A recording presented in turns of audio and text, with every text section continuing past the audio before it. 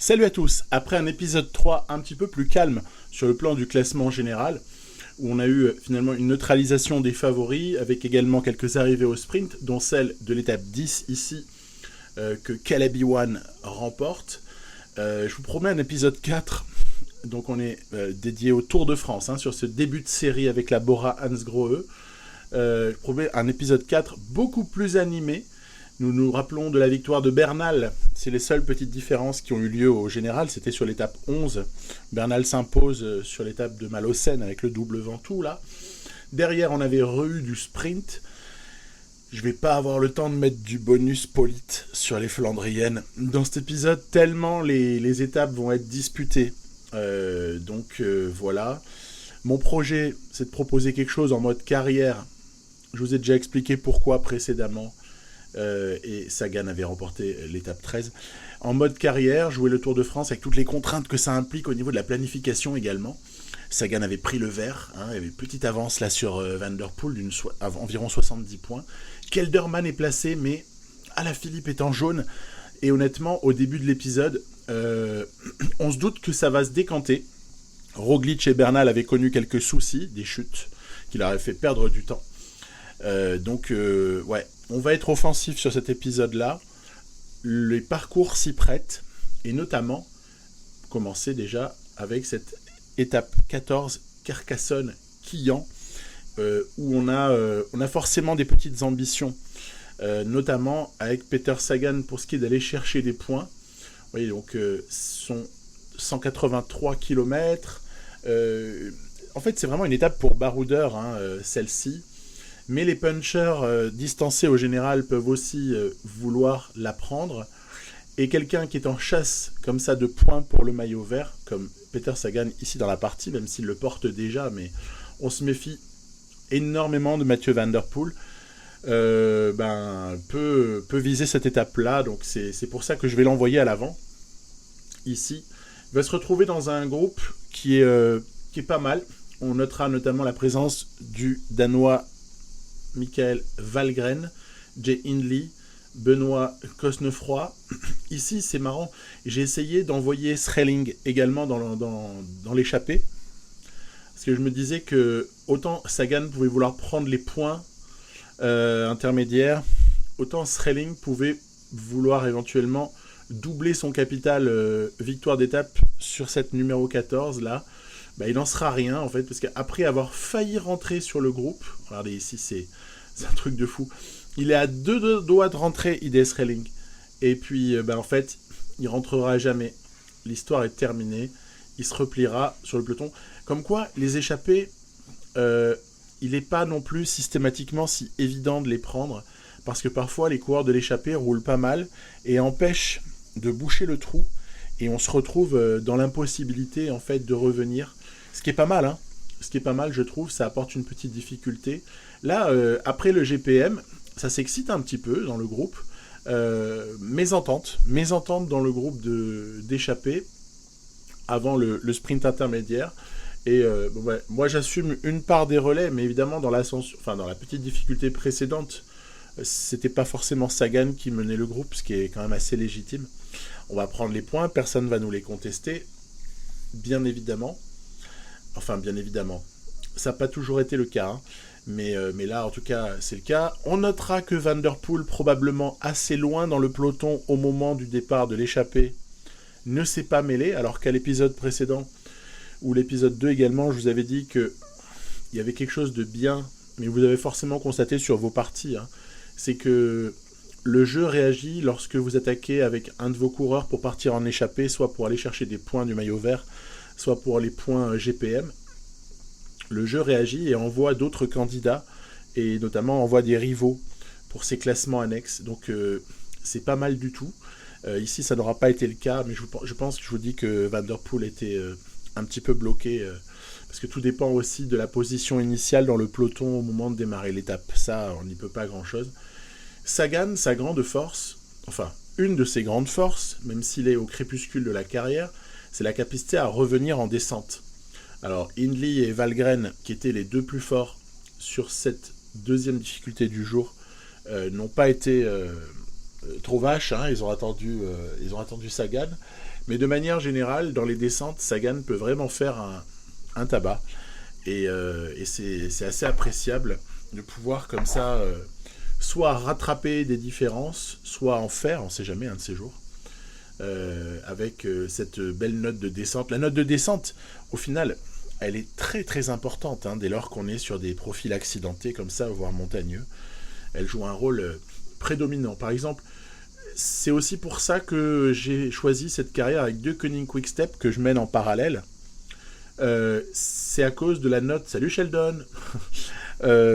C'est à cause de la note en descente de Remco Evenepoel qui, je vous avoue, m'inquiète un petit peu, à tel point qu'à chaque fois que je suis dans une descente avec lui, j'ai peur de ce qui va arriver. Mais blague à part, comment faire sur un grand tour pour ne pas à un moment donné être pénalisé par une note à 63 ou je ne sais plus 64 en descente, une note comparable à celle de Ilnur Zakarin par exemple. C'est un vrai défi. J'aime bien cet aspect-là. Sagan distancé par Valgren ici. Ça s'est disloqué. Hein. L'échappée, on a bien vu quelles étaient les forces en présence dans cette échappée. Et donc moi dans la descente, vous voyez, je vous parlais du facteur note de descente là qui était extraordinaire pour ce qui est de combler des trous, vous voyez. Rien que dans la descente, Sagan est revenu sur Valgren. Il n'est pas non plus le pire descendeur du monde, hein, Valgren, hein, mais là, c'est une petite zone où le gameplay du joueur humain peut, je dirais, prendre un petit avantage par rapport au jeu qui ne fait pas toujours attaquer dans les descentes ses coureurs. Bref, Valgren qui s'était échappé a été rejoint par Peter Sagan.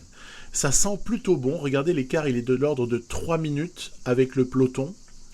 Et il reste une trentaine de kilomètres, dont une seule difficulté majeure, c'est le col de Saint-Louis, avant l'arrivée à Quillan.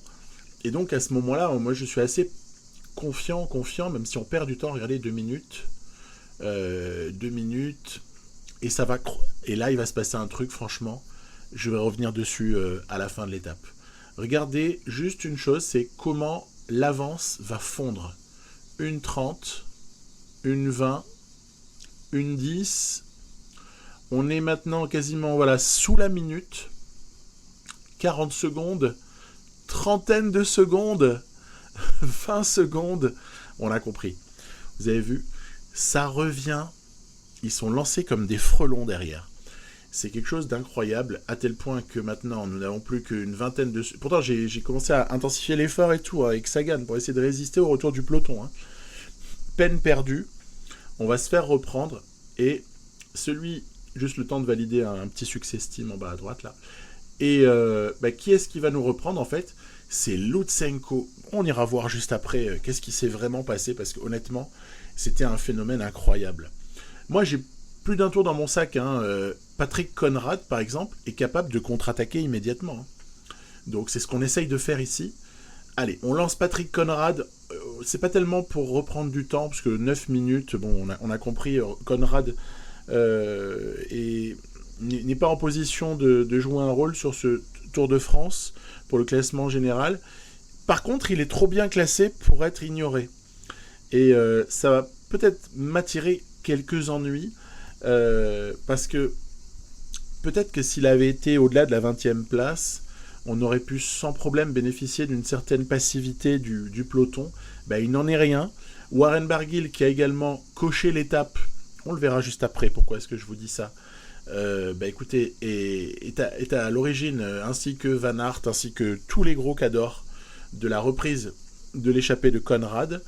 Est-ce que Conrad a été repris parce qu'il représentait une forme de menace ? Je ne le crois pas quand même à 100% du tout. Je pense davantage que y a tout simplement des gens qui veulent gagner cette étape. Hein, et à partir de là, je me repolarise. Alors Sagan est épuisé, hein, il a été en échappée, ça a été très très difficile la journée, même si elle est relativement positive jusque-là. Je reconstitue un petit train donc, comprenant que Conrad n'aura pas de bonne sortie, ni lui ni un groupe autour de lui. C'est parti, Pöstelberg a fait son boulot, Pollitt fait le sien, Ide Schelling va également y ajouter sa patte, et on va être un peu court avec Sagan. Mais ce que je conçois, hein, il a fait trop d'efforts dans la journée, donc très très réaliste le fait de ne pas pouvoir ramasser l'étape quand même au sprint. Surtout que Van Aert et surtout Mathieu Van Der Poel étaient bel et bien présents. Donc à l'issue d'une étape qui a bien accéléré sur la fin, Elia Viviani, Arnaud Démare notamment, Caleb Ewan étaient top 10 de cette étape, ce qui prouve bien toujours la difficulté qu'on peut avoir à distancer les sprinters, hein, quand même dans certaines circonstances, c'est pas évident. On a fait tout ça pour pas grand chose. On a juste pris quelques points, mais le pire c'est qu'au maillot vert, Van Der Poel marque les points de la victoire d'étape. Donc là, il n'y en a pas 50, je crois, il y en a une trentaine. Mais quand même, du coup, journée très mitigée. Gros regret d'avoir dépensé autant d'énergie et de s'être donné autant de mal pour rien à l'arrivée. Mais encore une fois, en prenant un poil de recul, c'est génial. C'est génial de ne pas se balader sur le jeu et de pouvoir être comme ça, plus que contesté, même battu quoi, à la fin. Alors, est-ce que c'est lié à une forme d'erreur de gameplay? J'en suis pas persuadé. Regardez, il y avait des équipes en fait qui étaient assez intéressées. Ça, c'est ISN qui roulait pour Michael Woods. On va voir également, là il y a un Arkea Samsic qui roule, on a compris. C'était pour l'ami Barguil. Et en fait, celui qui va faire le gros du boulot, c'est Alexei Lutsenko. Il va faire un boulot monstrueux, parce que vous voyez, à ce moment-là, c'est pour ça que j'ai laissé le full écran là, 3 minutes d'accord à 30 bornes. 3 minutes à 30 bornes. Et Lutsenko va quasiment travailler tout seul. Je peux vous le dire, j'ai regardé en intégralité le passage. Lutsenko va travailler tout seul pour ramener le peloton sur les deux échappées. C'est-à-dire qu'en fait, regardez, on est à 22. Lutsenko a commencé son travail à 32 km de l'arrivée. Il y avait 3 minutes. En 10 bornes, il a repris 1 minute. C'est déjà pas mal. Mais ce qui est encore plus fort, c'est ce qui arrive là. Ce qui arrive maintenant n'a plus rien à voir avec ce qu'on aurait pu imaginer. Lutsenko va continuer son boulot.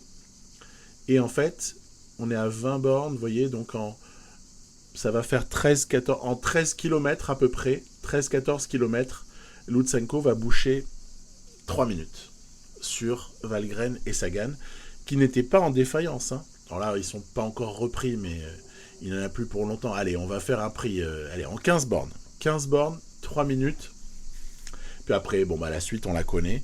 Pourquoi est-ce que je vous disais que je pense que ça roulait dans un but précis? Donc, très bon comportement du jeu au passage d'avoir roulé pour Barguil, roulé pour Woods, roulé pour Fuglsang, hein, du côté de Lutsenko, qui sont les trois qui cherchent à prendre la suite de Konrad et à l'accompagner. Ce qui était moins prévisible, mais peut-être un peu quand même, c'est que leur attaque n'étant pas assez tranchante pour rejoindre Konrad, au lieu de se jouer l'arrivée à 4, en fait les favoris s'en sont mêlés, et là c'est plus la même histoire, puisqu'ils ont ramené dans leur basket, devrais-je dire dans leur porte-bagages, ils ont ramené Van Der Poel. Voilà, on sait tout de cette étape-là. Je la trouvais intéressante, c'est pour ça que je me suis attardé pour un petit débrief. Le lendemain, la fatigue commence à faire un petit peu plus chaque jour son apparition du côté de Sagan, du côté de Buchmann, du côté de Daniel Oss, puisque tous trois ont été sur le Giro également, d'où l'intérêt de jouer en carrière et pas en course simple. Un tel Tour de France, c'est pour avoir une espèce de contexte quand même, qui puisse aussi nous déstabiliser quelque part. Arriver à Andorre-la-Vieille, alors là je refais, il fait le spectacle, hein, Peter Sagan. C'est du grand Peter Sagan du milieu des années 2010, les années 2010-2020, hein, vous avez compris, la décennie qui vient de s'achever et qui nous permet maintenant de basculer dans un nouveau cyclisme. C'est maintenant, ce n'est plus l'ère de Peter Sagan, Van Avermaet et consorts, Cancellara qu'on a connu. C'est l'ère de Van Aert, de Van Der Poel, de Pogačar, d'Alaphilippe quand même, heureusement il en fait partie, de Bernal, et même on pourrait commencer à se faire du souci pour Primož Roglič qui peut-être ne gagnera en fait jamais le Tour de France. Hein. En tout cas, c'est mal barré à ce stade-là, vu le niveau des autres. Et le cyclisme a vraiment été révolutionné hein, pour moi depuis une ou deux années, on va dire. Peut-être que le moment où tout bascule, je sais pas, j'ai pas réfléchi, je vous le dis juste comme ça. Est-ce que le moment où tout bascule, c'est pas cet Amstel 2019 totalement dingue, où Alaphilippe Fuglsang quand même se crame leur avance, en voulant pas faire gagner l'autre, et où Van Der Poel revient là comme ça et gagne alors que c'est lui qui a mené la poursuite, il tape encore un sprint de malade mental juste derrière, et on bascule. Même on l'avait déjà vu avant, hein, Van Der Poel, on savait qu'il existait, on l'avait déjà vu même lever les bras hein, sur quelques courses. Mais le moment où ça éclate à la face du monde et un plus large public, à mon sens, c'est un peu l'Amstel 2019. Et on bascule dans un autre cyclisme. Là, j'ai essayé de raviver un petit peu le cyclisme dans lequel Peter Sagan partait dans les échappées. Parce que je suis un grand amateur de Peter Sagan. Je pense que vous l'aurez deviné. Et qu'est-ce qui se passe? Comment ça? On a un mec devant et on roule. Vous allez me dire, ce mec est fou en fait. Qu'est-ce qu'il fait tactiquement là? En fait, c'est très simple. J'ai placé Sagan parce que je voulais les 20 points de l'intermédiaire pour le maillot vert. Mais ce que je me dis, c'est qu'il faut prendre des risques en fait sur cette étape-là. Avec Kelderman à plus 4, Schreling à plus 3, qui est pas ridicule, a pu jouer son rôle à un moment donné. Pöstelberg a également joué le sien. En revanche, Buchmann sera probablement moins durable que Konrad. Hein. Buchmann devra sûrement se relever avant Konrad. Je me dis qu'il faut essayer de taper un grand coup sur cette étape d'Andorre en essayant finalement de rouler de manière assez intense en vérité, assez tôt dans l'étape pour essayer d'éliminer un maximum de coéquipiers. Donc c'est un peu la grande offensive de loin. On part de loin, mais on part pas du tout. Mais en tout cas, on essaie d'éliminer l'adversité de très très loin. Ici, je rabats Peter Sagan pour qu'il puisse ensuite jouer un rôle. Vous voyez, ça crée forcément des cassures parce qu'il y a moins d'équipiers, il y a de moins en moins d'équipiers qui sont à même de boucher les trous. Et on va du coup décider, Bernal est vigilant, hein, on va décider ici de faire rouler Peter Sagan, puisque Patrick Konrad a emmené Wilco Kelderman, notre leader, là où il le fallait, et où on fait rouler Sagan. Alors certes, Sagan n'est pas le grimpeur de l'éternel, hein, mais vous voyez, ça a quand même permis de réduire le groupe à une trentaine de coureurs. Alors vous allez me dire, oui, mais tu y as perdu Konrad, tu y as perdu Buchmann, tu y as perdu même Schreling, hein, si on y va par là, parce qu'il aurait pu résister à un Schreling. Oui, c'est vrai, c'est un sacrifice en fait. On se retrouve tout de même à maintenant même une quinzaine hein, de coureurs. Hein. Donc, ce que je me dis, c'est que si on arrive à isoler certains, tout en conservant peut-être le soutien de Sagan et en éloignant, peut-être que le groupe Konrad, ils peuvent rentrer. Hein. Il y a Yates hein, notamment qui perd gros. Hein. Yates, il faut quand même le regarder hein, au général. Hein. C'est un concurrent de Kelderman pour le top 5. Voir un peu si ce groupe, je vous dis, juste à l'arrière, avec Jack Haig, avec Wellens, avec Konrad et Buchmann. Est-ce que ce groupe va rentrer ou pas? Écoutez, je l'ignore à ce stade-là. Mais ce qui est certain, c'est qu'on a quand même fait un certain tri. À l'avant, regardez, c'est des Français. Hein. Elie Gébert, il y avait Latour notamment, Cosnefroy, etc.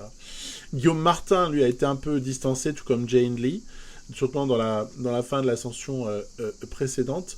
On va attaquer Puy-Morens, mais d'abord, vous voyez, il y a quand même ce regroupement. Ce regroupement, allez, on sentait venir quand même. Hein. Et moi, c'est pas vraiment dommage hein, de me retrouver avec Buchmann et Konrad qui sont de nouveau là pour aider Wilco Kelderman. Je fais rouler Sagan parce que la victoire d'étape peut m'intéresser, notamment les bonifications, si jamais on arrivait à faire les choses correctement. Après, je vois que d'autres équipes sont intéressées. Vous savez, souvent, c'est comme ça, en fait. Si vous amorcez le travail, parfois, il y a d'autres équipes qui vont poursuivre le travail. Notamment, là, c'était plutôt Jumbo-Visma qui bossait pour Roglic.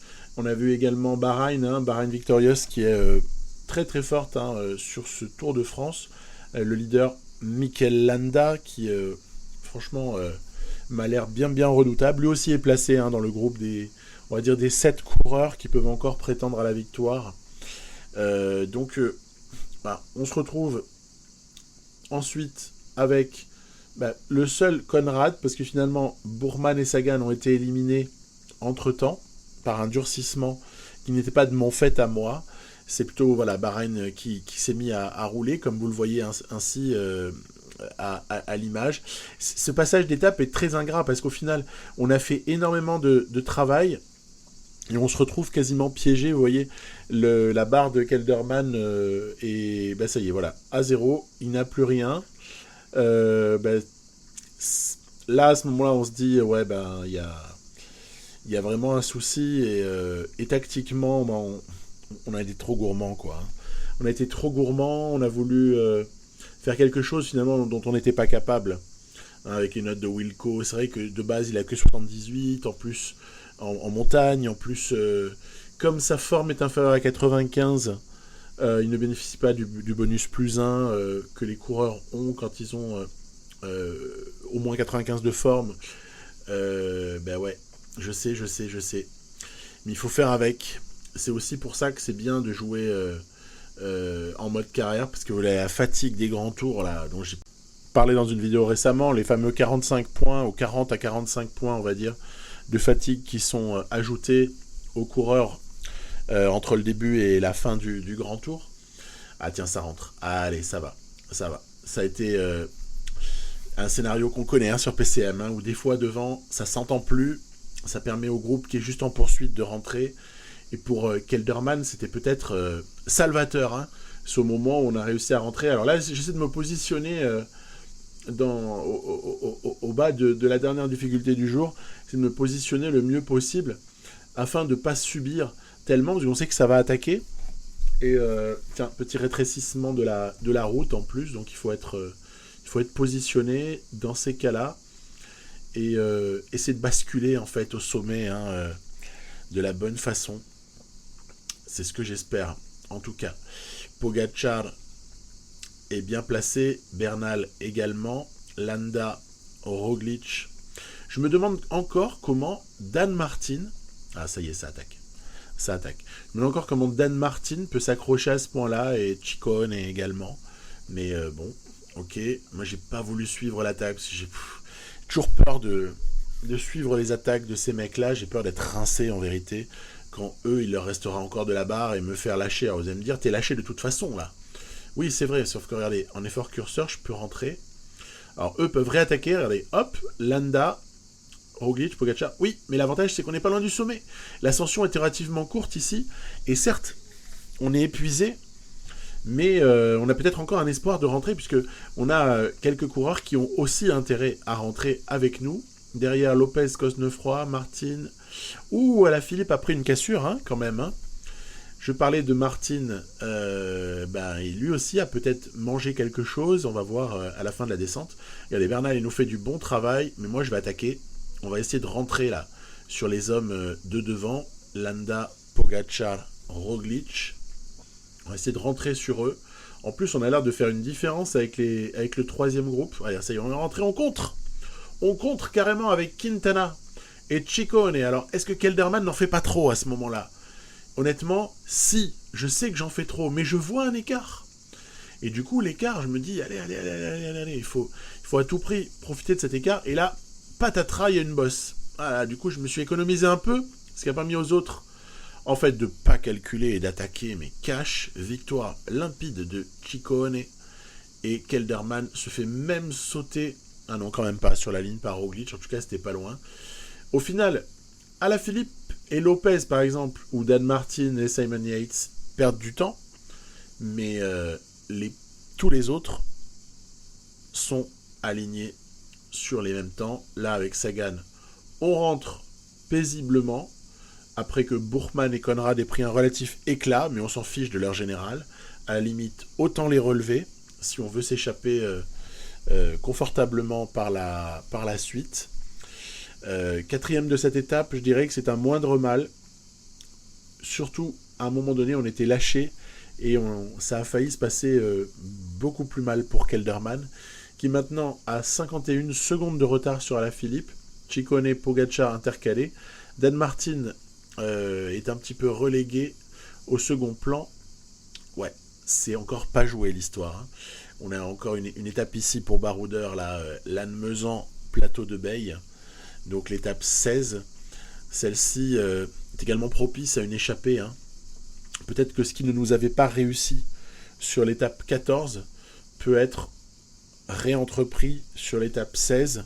En tout cas, c'est ce que je me dis à ce moment-là. Col de Port, col de la Cor et Portée d'Aspet. Pour terminer avec une petite difficulté, la côte d'Asprey sera donc à voir, mais je pense qu'il y a peut-être intérêt à s'échapper sur cette étape-là. Voilà. En tout cas, étant donné que j'ai beaucoup échappé Sagan, je ne pars pas dans cette idée-là à la base, parce que plutôt que viser une victoire d'étape, j'aimerais bien essayer de faire un coup tactique qui a échoué sur l'étape d'avant quelque part, puisque on n'a pas récupéré ce que je voulais récupérer. En même temps, je ne sais pas si on pouvait le faire, mais du coup, je fais sortir des mecs qui ne sont pas des grimpeurs, mais qui sont de très bons rouleurs, que ce soit Pöstelberger, Pollitt et Sagan. Je vais les faire sortir. L'objectif, c'est le suivant. C'est laisser du champ à cette échappée. Donc, on voit que Van Der Poel, cette fois-ci, il a suivi. Il a suivi Sagan. Il est en lutte aussi. Il est encore en lutte pour le maillot vert. Il a pas abdiqué le néerlandais. Donc, on prend du champ. Vous voyez, il commence à augmenter l'écart. Ça fait bientôt 3 minutes là sur le peloton.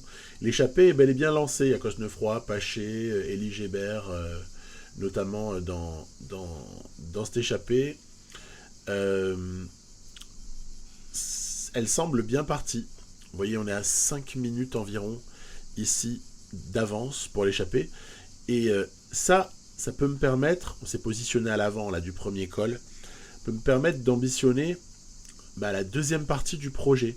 Une fois que j'ai emmené ces hommes-là vers l'avant, essayer dans la prochaine difficulté, donc corps, la prochaine difficulté, essayer de sortir avec Kelderman et ensuite de rouler comme des malades avec les trois de devant pour essayer d'épuiser la concurrence. J'ai déjà fait ça une fois avec Astana. On a parti avec Astana, c'est un des tout derniers épisodes. Oh là là, chute de Pogacar. Chute de Pogacar, est-ce que ça va être dommageable ? Bon allez, trêve, il n'y aura pas de suspense. Il va être attendu par ses équipiers, il va rentrer, voilà, il y aura pas de souci. J'ai déjà proposé une stratégie assez similaire avec Astana, je vous disais, sur mon dernier Tour de France que je joue, en fait, avec cette carrière-là. C'est sur PCM 19. Vous voyez, il suffisait de prendre la roue pour résister à Van Der Poel. Et ça avait très très bien fonctionné. On avait eu la peau des tout meilleurs et Fuglsang avait pu être amené à une victoire au général. Et du coup, j'ai essayé de tenter un coup relativement similaire. Ça m'aurait arrangé qu'il y ait du vent. Parce que le vent peut provoquer des défaillances quand il y a comme ça des types qui vont à l'arrière du groupe, qui se prennent une cassure. Oui, parce que si par exemple Roglic est tout seul, bon, alors, c'est un scénario hypothétique, parce qu'il y aura toujours Van Aert avec, a priori, mais bon, imaginons que Alaphilippe soit tout seul. Si Alaphilippe, parce qu'on a éliminé de la manière qu'il fallait dans les difficultés. Si Alaphilippe est tout seul, à un moment donné, il va falloir qu'il ravitaille. Et c'est comme ça que vous pouvez parfois provoquer des cassures, en fait.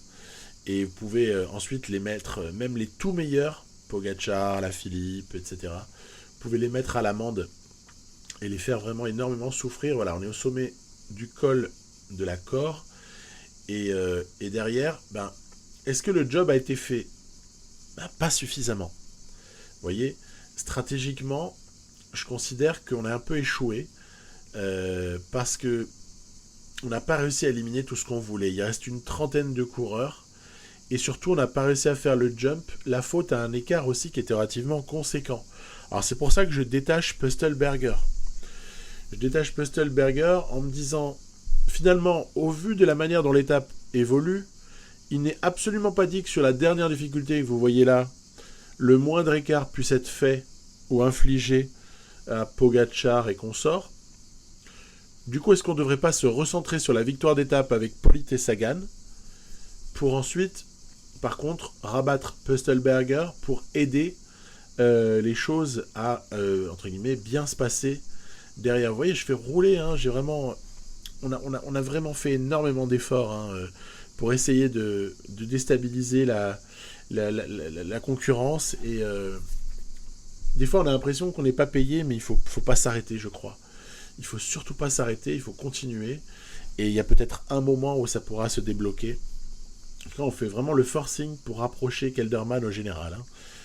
Et bon, vous voyez, inefficacité, puisque regroupement dans la plaine, là, peloton à 95 éléments.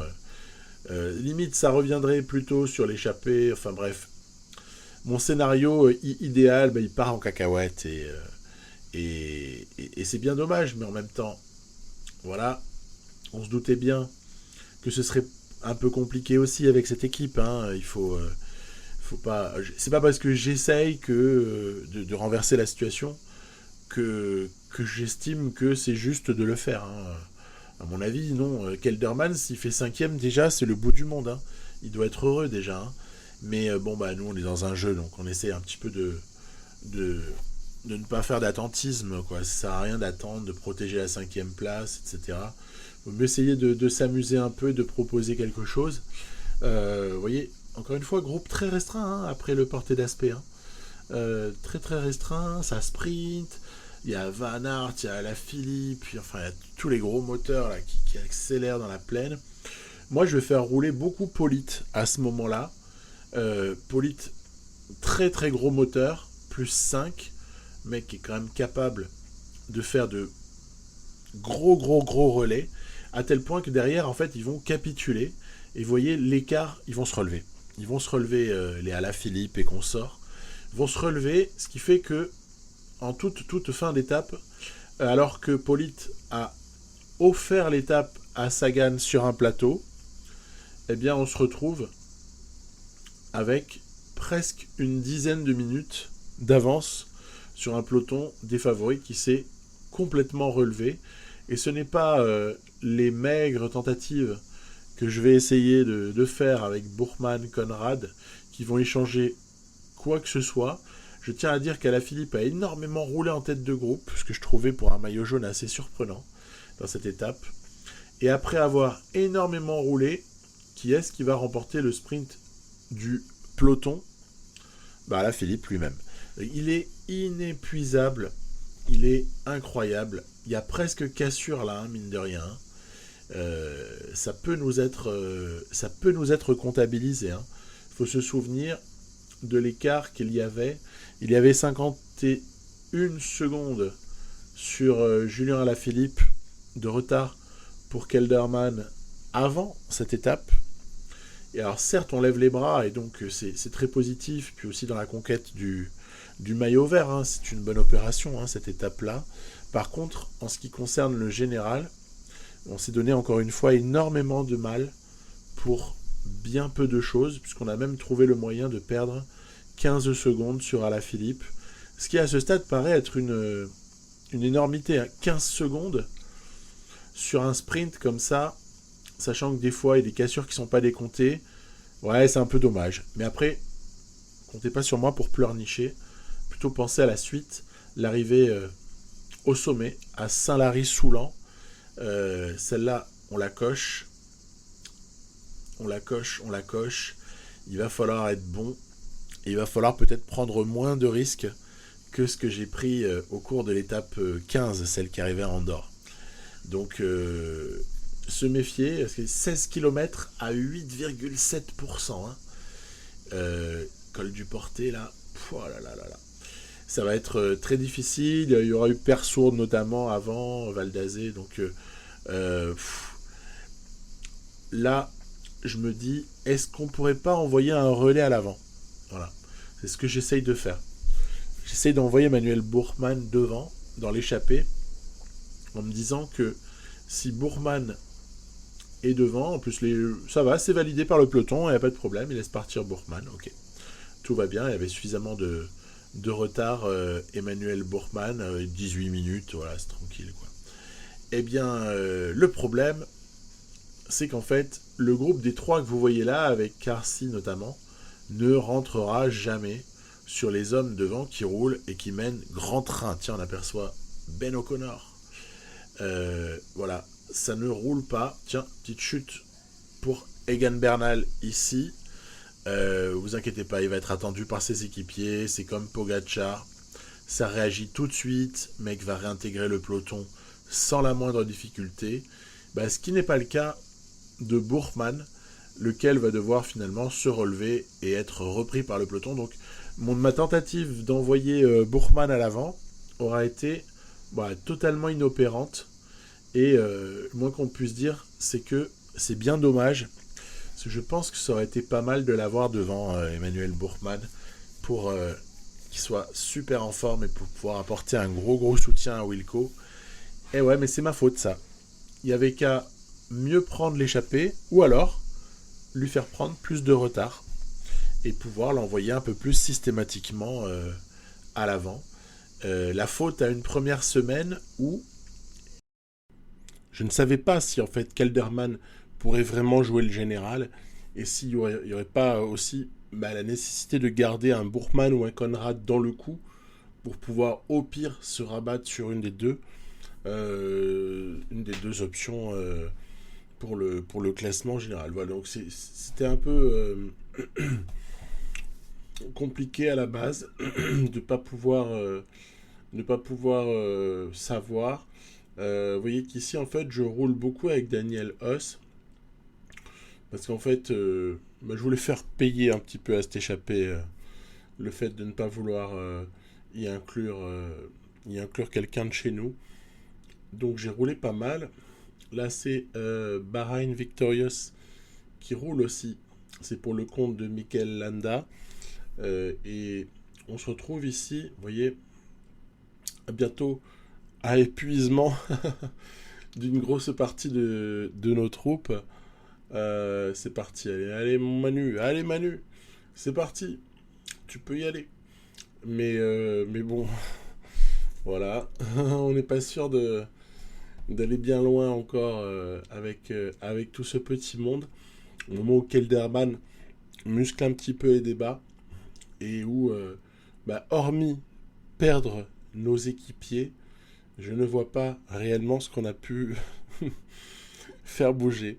Voilà, donc maintenant il va falloir espérer les voir rentrer, bien sûr, et c'est peut-être pas gagné forcément. Hein. C'est délicat. Quand on veut prendre un petit peu une initiative pour provoquer... Oh là là, Julien. Oh mon Julien, t'as pas crevé au bon moment. T'as pas crevé au bon moment parce que même si... Ouais, ça va. Buchmann va réussir à faire rentrer Conrad, lequel va s'épuiser pour aller en début de groupe pour protéger Wilco Kelderman. Voilà, donc ça pourrait être rapidement compliqué pour Patrick Conrad. Regardez la barre rouge.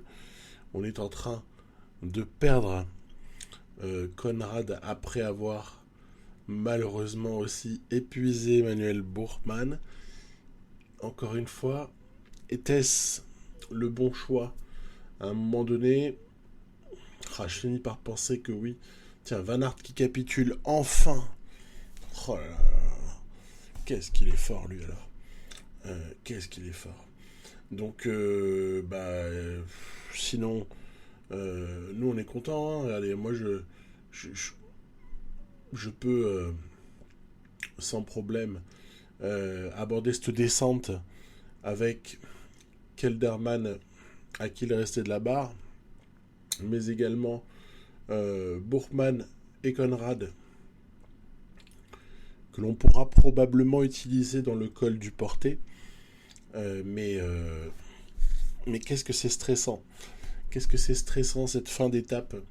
Je vous assure, surtout au moment où allez, ça y est. On va rester à notre rythme. Je reste à mon rythme, effort curseur protégé, au lieu de réagir trop violemment. Ça n'est pas fait pour nous de réagir par de fortes accélérations.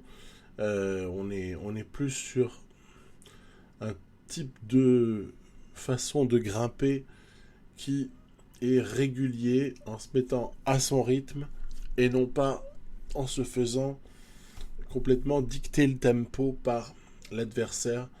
En tout cas, c'est un petit peu comme ça que je vois les choses pour Kelderman sur cette fin d'étape numéro 17. Donc, je sais pas quoi vous dire. J'ai essayé d'accélérer, vous voyez. Voilà. J'ai essayé d'accélérer. Le sommet est encore relativement loin. Mais je me suis dit qu'il y avait peut-être moyen de faire craquer ici ou là quelques coureurs. Et regardez, il en manque un. Il y en a qui ont commencé quand même à craquer à force de faire travailler les miens. Mikel Landa avec Roglic, Bernal, Pogacar ont attaqué tous les quatre. Kelderman, j'essaye de suivre en fait, vous voyez.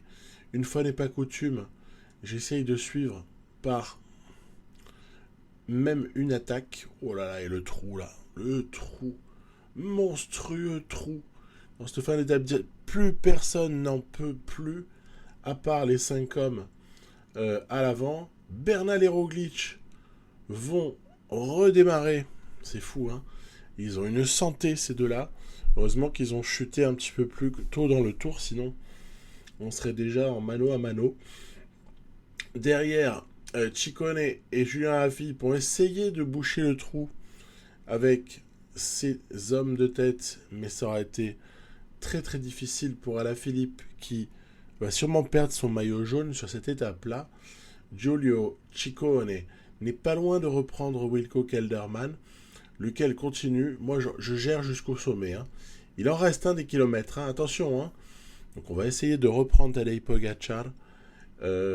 C'est déjà beau. On voit que Pogacar est à bout de force. Voilà. Moi, je joue avec ma petite barre rouge restante. C'est-à-dire que ma petite marge de manœuvre n'est pas immense. Mais allez, hein. Et puis là, allez, on va le sauter. On va monter très furtivement l'effort pour le laisser sur place. Dès lors que voilà, ça y est, on fait effort curseur. Allez, voilà. Ciao, ciao, bambino. Ciao, ciao. On continue. Va-t-on arriver jusqu'à Landa, Bernal, Roglic? Pareil, difficile, n'est-ce pas? Ça paraît difficile parce que devant, ça craque pas vraiment. Mais il y a peut-être un grand bonheur à l'issue de cette étape 17 où on aura été peut-être récompensé d'une certaine manière d'éliminer les autres coureurs. Ça aurait été compliqué globalement quand on prenait des risques et quand on attaquait pour essayer de provoquer des différences. Parce que ça s'est quand même souvent retourné contre nous. Mais en cette fin d'étape 17, on a l'impression qu'enfin, on va obtenir le fruit de notre labeur. Voilà. Attention, ça se la jouait devant là entre Bernal et Mikel Landa. Qu'est-ce qui va s'imposer? Landa va s'imposer, du très bon Mikel Landa sur cette partie-là de tour. Regardons bien les écarts. Déjà, Roglic se mange un différentiel. Pogacar va arriver combien? Va arriver près de 1 minute derrière Kelderman. Ciccone également, au même moment. Et puis alors derrière, on compte les morts. Hein. On va compter les morts. Dan Martin, on l'oublie. Alaphilippe, c'est fini, hein, 5 minutes sur cette étape-là. Perdu sur Landa. Donc le classement général va être complètement bouleversé en fait suite à cette étape 17. Quand je vous disais que l'épisode il allait être un petit peu intense par rapport je sais pas, par exemple au précédent, n'est-ce pas, où on a remarqué un certain nombre de petites choses, mais là les conséquences ici sont énormes en fait. Wilco Kelderman prend le maillot jaune au soir de l'étape 17 devant plusieurs hommes qui sont à moins de 15 secondes. Pogacar, Landa, Ciccone. Même Bernal est encore dans le coup avec ses 37 secondes de débours. Même Roglic, quand on pense au contre-la-montre de l'étape 20, est encore dans le coup. Ce sera passionnant à finir. Mas est de peu en tête pour le maillot à pois.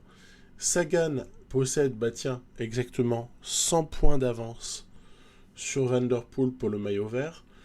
Autant dire que rien n'est fait. Voilà, donc je termine ce commentaire de nuit. Donc vous entendez plus les cigales. Et je suis désolé pour ceux que ça aura éventuellement dérangé, parce que j'ai mis du temps à m'apercevoir que en fait il y avait un léger bruit de fond qui était les cigales qui m'entourent et qui persiflent dans tous les sens. Désolé pour cela. Je vous dis à très bientôt. Épisode 5, on finira ce Tour de France. Excellent vélo à tous. Bye bye.